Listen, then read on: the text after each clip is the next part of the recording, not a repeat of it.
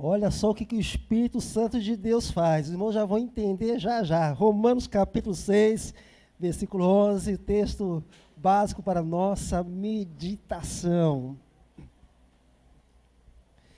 Irmã Sara, se tivéssemos combinado, não daria tão certo. Agora, quando é do Espírito, é outra coisa.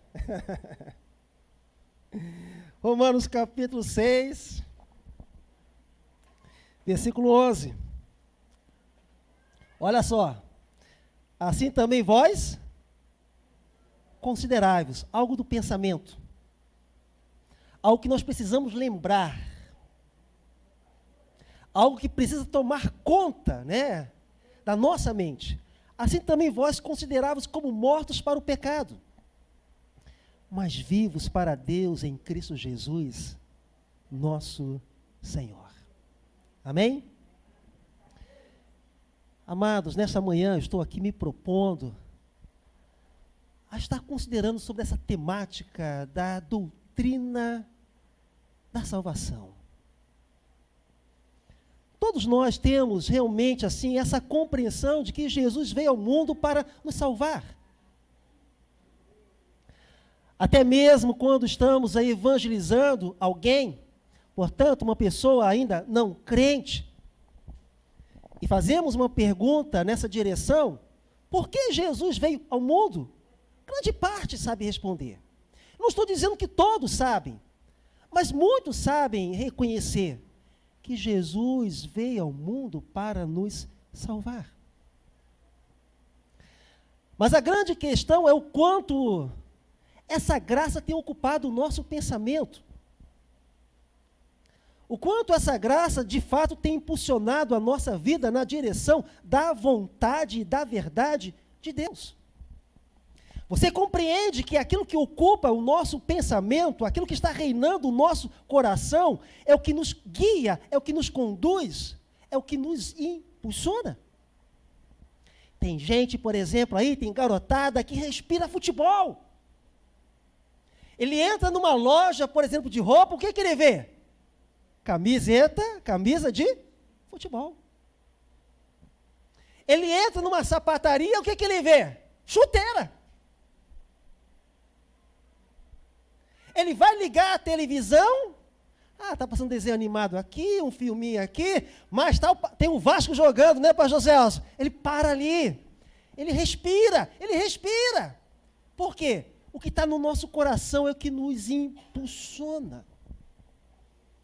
Reconheço aqui, com toda humildade, que essa temática, ou seja, a doutrina da salvação, esse tema, ele é muito amplo e profundo. Não vou conseguir tratar aqui de forma suficiente, ou seja, não vou conseguir esgotar o assunto. Mas diante do Senhor, eu quero me propor, de vez em quando, talvez até no domingo próximo aí, estarmos dando continuidade a esse assunto. De acordo com um teólogo, eu gostaria que você prestasse atenção nessa afirmação.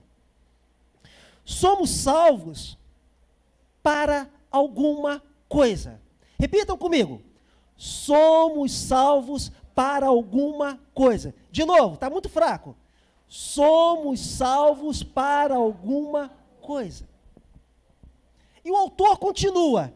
Tanto quanto de alguma coisa. Quem é salvo, ele é salvo de alguma coisa.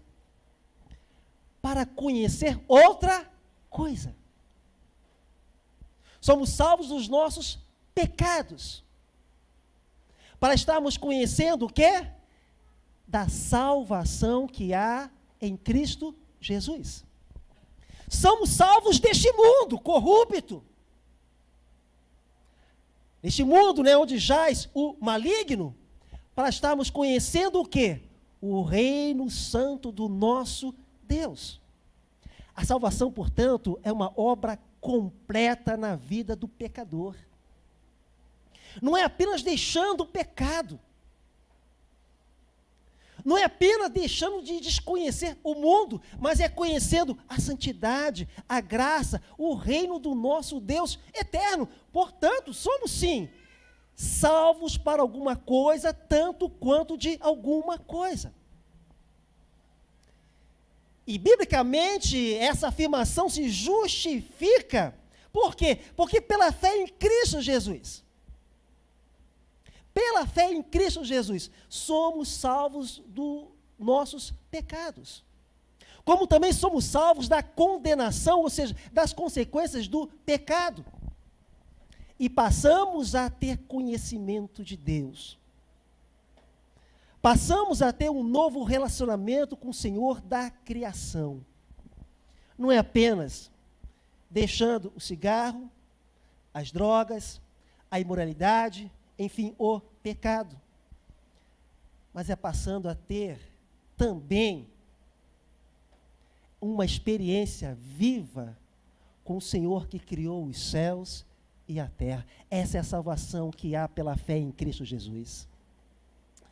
Em Romanos 6, versículo 6, no mesmo capítulo, portanto, do texto básico de nossa meditação, agora no versículo 6, assim diz: sabendo isto, que o nosso homem velho foi com ele crucificado, para que o corpo do pecado seja desfeito, para que não sirvamos mais o pecado. Esse é apenas um dos aspectos da salvação, em que o pecado já não tem mais poder sobre a nossa vida. Amados, verdadeiramente o pecado nos escraviza. Mas a obra de Cristo Jesus, ela nos liberta do poder do pecado. Aí em Romanos mesmo, o apóstolo Paulo nos fala que o pecado não deve reinar em nós, porquanto não estamos mais debaixo da lei, mas debaixo da graça de Cristo Jesus. Eu enfatizei no culto de quarta-feira, agora passado, nesse culto passado, que o grande problema da humanidade é o pecado. O meu problema é o pecado. Você pode ter um bom coração, você pode ter bons sentimentos, você pode ter bons desejos, você pode fazer boas obras, o que for. Mas ainda o seu problema é o pecado. O meu problema é o pecado. O seu problema é o pecado. Mas em Cristo Jesus esse problema é tratado. E Paulo nos fala, sabendo isto. Olha só, irmã Sara, sabendo, lembrai-vos. Sabendo isto. Precisamos ter consciência no pensamento. Precisamos ter clareza mental de que o problema do nosso pecado foi tratado na cruz do Calvário. E é por isso que nós celebramos a ceia do Senhor. Porque em Cristo Jesus, verdadeiramente, há uma vitória sobre o pecado, sobre a condenação do pecado, sobre as consequências do pecado. E assim, queridos, também queremos enfatizar o texto de Romanos, capítulo 6, versículo 11. Se Romanos 6, versículo 6, é um aspecto da salvação, o texto de Romanos 6, versículo 11, ela tem a sua importância na doutrina da salvação como um segundo aspecto, como uma segunda realidade. Assim também vós consideráveis como mortos para o pecado. Olha só que lindo, irmãos. Mas vivos para Deus em Cristo Jesus, nosso Senhor. Eu preciso considerar isso, eu preciso entender isso, eu preciso ter essa verdade na minha mente, para que eu possa continuar desfrutando dos tesouros do Evangelho de Cristo Jesus. Há muita coisa que só Jesus Cristo faz. E há muita coisa que só Jesus Cristo pode fazer em nossa vida, mas há certas coisas que eu preciso tomar uma decisão. Há certas coisas na minha vida que eu preciso considerar, que eu preciso lembrar, que eu preciso pensar, que eu preciso entender, que eu preciso ter consciência como sendo verdade do Evangelho para a minha vida. De repente eu não estou sentindo nada de diferente, mas eu assumo uma postura a partir da minha mente. De repente algo não está acontecendo nada de diferente, mas na minha mente eu já assumo aquela postura como uma atitude de fé. Quantos aqui já foram batizados nas águas? No dia que eu fui batizado nas águas, eu achava que alguma coisa ia acontecer, sabe? Tinha 16 anos de idade. Eu achava que ia sair do batistério diferente. Irmãos, não aconteceu nada. Porque a água não vai mudar nada, o batistério não vai mudar nada. Mas dali eu saí com uma lição. Que a minha mente precisava assumir uma posição. Eu sou de Jesus. Fui batizado nas águas como um testemunho público da minha fé, para dar testemunho para as pessoas, para dar testemunho para a minha igreja, para dar testemunho para os meus conhecidos. Eu sou de Jesus e eu vou viver para Ele. Olha só a importância da mente, a importância da nossa consciência mental. Por isso que em Romanos 6, versículo 6, nos diz, sabendo isto, mente. E lá em Romanos 6, 11, assim também vós considerai-vos, mente. Eu preciso assumir em minha mente que eu sou de Cristo Jesus e que devo viver para a glória de Deus. Isso vai influenciar a minha vida. E quando você também se posiciona assim, isso influencia a sua vida. Influencia as suas palavras, influencia as suas atitudes, influencia o seu comportamento. Portanto, somos salvos para vivermos para Deus. Isto é, dedicando-nos, consagrando-nos e nos santificando para o Senhor. Sem isso, a obra não é completa. Sem isso, não passaremos de meros religiosos moralistas ou de meros religiosos legalistas. Somos salvos, como disse um teólogo, somos salvos para alguma coisa, tanto quanto de alguma coisa. Gostaria de que os queridos abrissem em Romanos capítulo 6, versículo 22. Em Romanos capítulo 6, versículo 22, assim nos diz, mas agora, e esse texto, deixa eu adiantar aqui já, antes de fazer a leitura, esse texto, ele aponta para as duas realidades que estamos tratando aqui.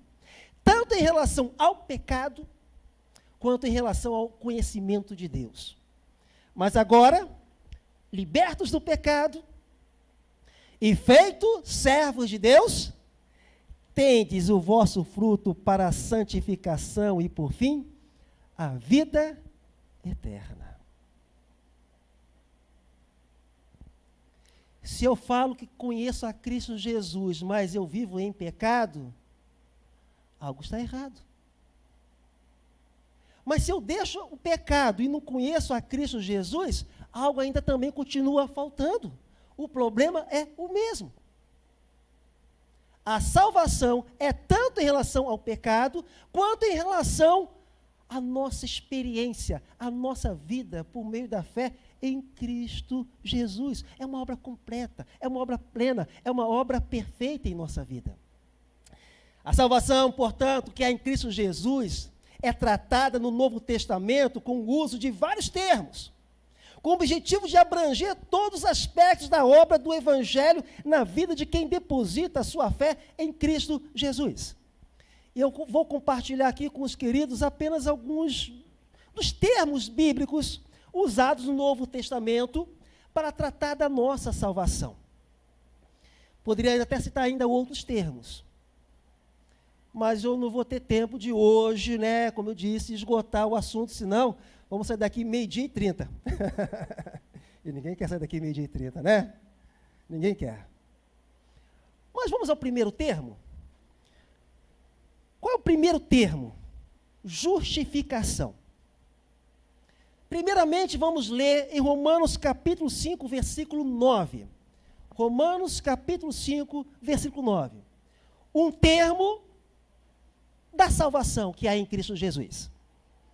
Logo, muito mais agora, sendo justificados pelo seu sangue, seremos por ele salvos da ira. Só o versículo 9. Justificação é a nossa salvação em Cristo Jesus. Você sabe o que é ser justificado? É interessante que a lei pode até nos oferecer perdão, mas a lei não pode apagar o pecado ao criminoso. Não pode. Mas a obra de Jesus, além de nos oferecer do perdão de Deus, nos oferece também da justificação. Sabe como? É como se aquele pecado nunca tivesse acontecido. Por isso está escrito: dos teus pecados não me lembrarei mais. Há uma justificação em Cristo Jesus. Não é a minha justificativa. Vocês estão entendendo isso? Não é a minha explicação. Não é aquilo que eu apresento a Deus, mas é aquilo que Jesus apresenta a Deus através de sua vida e através de sua morte na cruz do Calvário. Você é, em Cristo Jesus, justificado.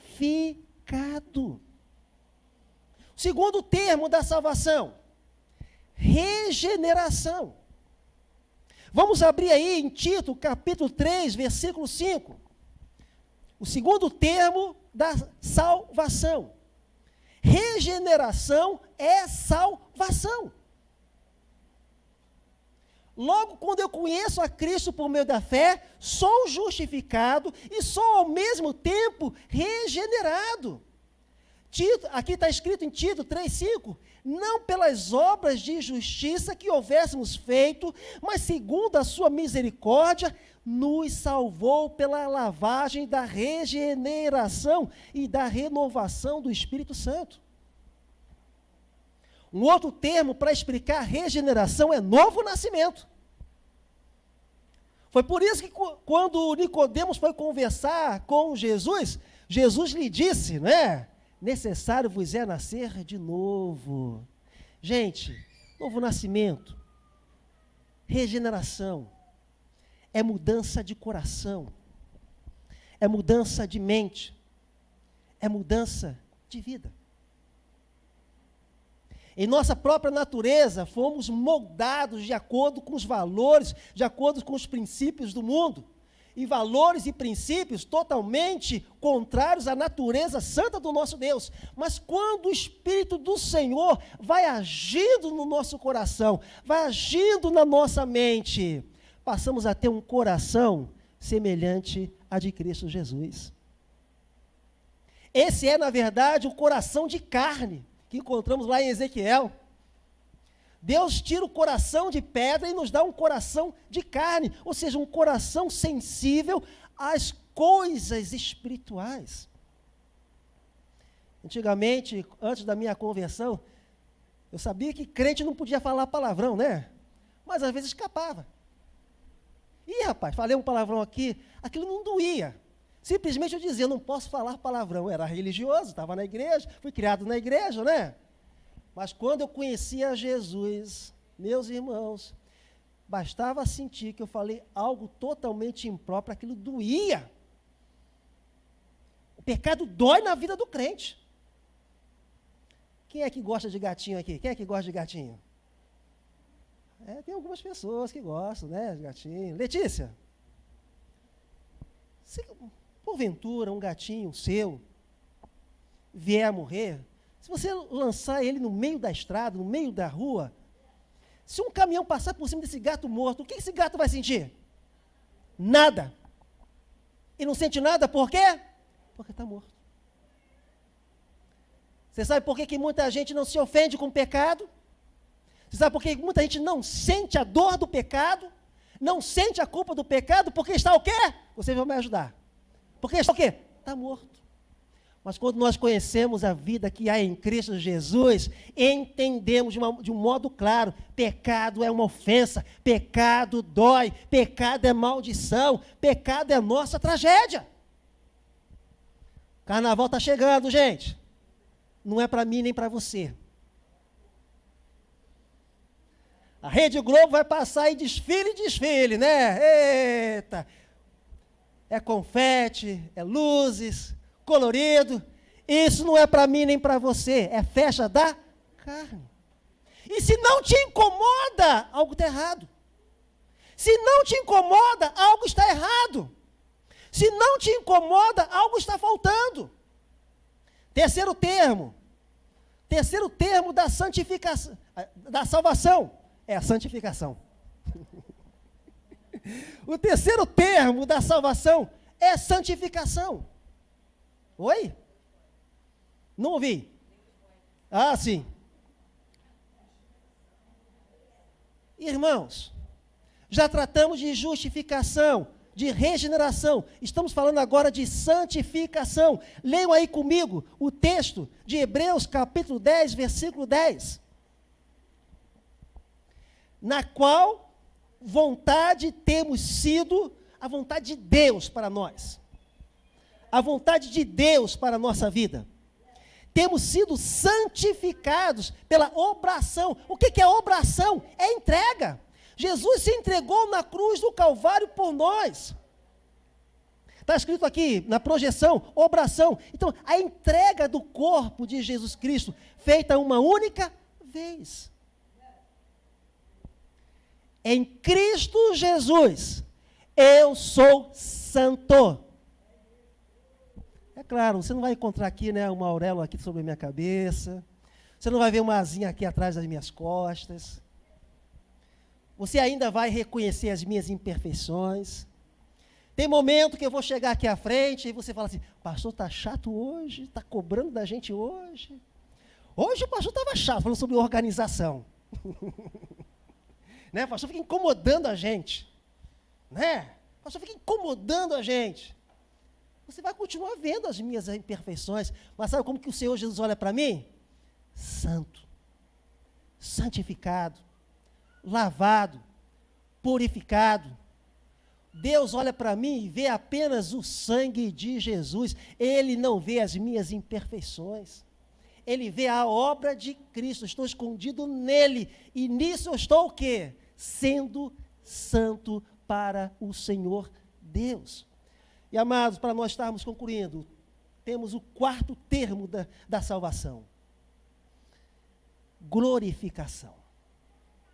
Abram comigo aí Romanos capítulo 8, versículo 30. Romanos capítulo 8, versículo 30. E aos que predestinou, a estes também chamou, e aos que chamou, a estes justificou, e aos que justificou, a estes também glorificou. O meu corpo, o seu corpo, vive a mesma realidade daquele momento que o apóstolo Paulo lamentou: quem me livrará do corpo desta morte? Porque por mais que somos né, santificados no Senhor, ainda nós somos o quê? Pecadores. Mas quando Jesus Cristo voltar, eu já aceito isso pela fé. O meu corpo, o seu corpo, será semelhante ao de Cristo Jesus. Deus já nos glorificou pela fé em Cristo Jesus. É algo certo, é algo concreto, é algo já estabelecido. Nada mudará essa promessa de Deus em nossa vida. É por isso que é um novo nome, é um novo céus, é uma nova terra e é também um novo corpo. Essa é a realidade do Evangelho, queridos. Portanto, nesse momento que vamos estar celebrando a ceia do Senhor, eu quero desafiar você a realmente se alegrar nas promessas do Senhor. A entender esse grande desafio que nos é proposto aqui no texto básico de nossa meditação. Considerai-vos. Que essa verdade do Evangelho ocupe o nosso pensamento, ocupe o nosso coração, que entendamos o que é realmente a proposta do Evangelho, para que a proposta do Evangelho seja uma realidade, ou seja, o Evangelho encarnado em nós, em nossas ações, em nossas falas, em nossa vida. É viver o Evangelho segundo Cristo Jesus. Isso é possível. Considerai-vos isso. Não olhe para você, sabe, com aquele sentimento de desanimado. Já errei tanto, já fracassei tanto, já pequei tanto. Considerai-vos. Você não está sentindo? Não precisa sentir. Só se considere. Só assuma que essa verdade realmente domine o seu pensamento por meio da fé em Cristo Jesus. Amém? Vamos ficar em pé?